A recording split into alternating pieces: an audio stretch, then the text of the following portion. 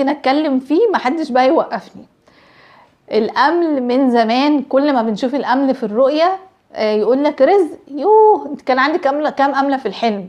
يعني حوالي 5 6. لا لا لا لا، ده فلوس جاية ايه بقى، مش عايزة اقولك.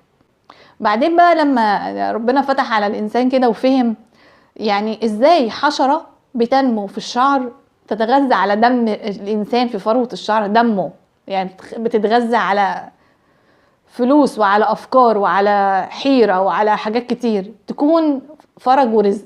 ازاي الامل في الرؤية فرج ورزق؟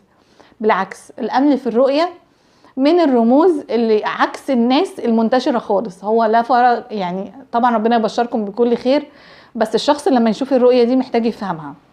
في بعض الناس اللي بيبقى عندها واحدة مثلا صاحبتها، الصاحبة دي بتكون صاحبة سوء، فبتبدأ انها تشوف الرؤية املة كبيرة عمالة تاكل في دماغها.